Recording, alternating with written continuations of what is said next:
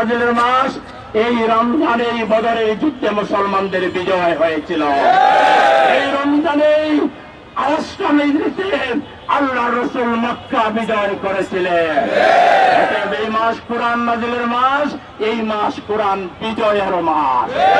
২৪-এর বিপ্লবের মধ্য দিয়ে যে বিজয়ের সূচনা হয়েছে, আগামী দিনে ইসলামী মূল্যবোধের ভিত্তিতে ইসলাম কায়েমের যে আন্দোলন, জামায়াতে ইসলামীর নেতৃত্বে বাংলাদেশে কোরআনের বিপ্লব হবে।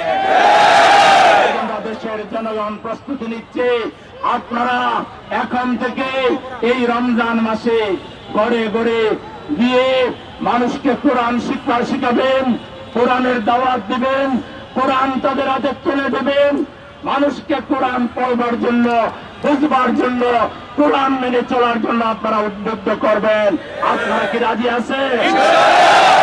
কোরআনের সমাজ প্রতিষ্ঠায় আমাদের নবী যেভাবে মার খেয়েছেন, রক্তাক্ত হয়েছেন, সাহাবায়ে কেরাম শহীদ হয়েছেন, সেই কোরআনের সমাজ প্রতিষ্ঠায় বাংলাদেশে যে কোনো ত্যাগ স্বীকারের জন্য আপনারা কি প্রস্তুত আছেন?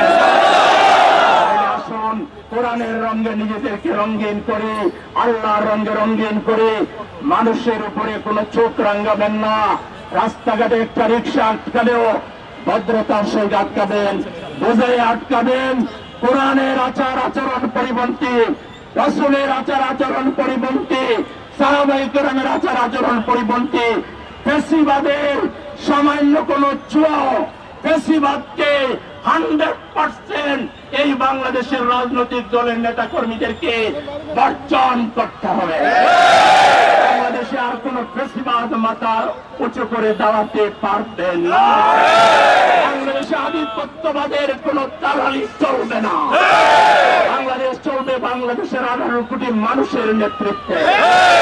আসুন কোরআনের ভিত্তিতে সমাজ কায়েম করে 18 কোটি মানুষকে বাংলাদেশের মালিক বানিয়ে আমরা একটি কল্যাণ রাষ্ট্র কায়েমে, ইসলামী কল্যাণ রাষ্ট্র কায়েমে এগিয়ে যাই।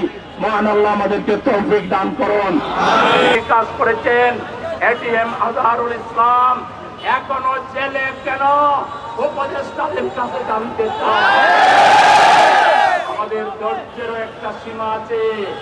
আমাদেরকে আপনারা উদ্বুদ্ধ করবেন না, আমরা আপনাদেরকে সহযোগিতা করছি, কিন্তু ধৈর্যের সীমা ভেঙে দিলে আমাদের কিছু করার থাকবে না।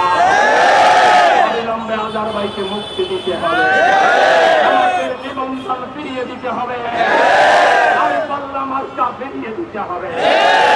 তাহলে দেশের 18 কোটি জনতাকে নিয়ে এই রাজপথেই তার ফয়সালা প্রয়োজন হলে আমাদেরকে করতে হবে।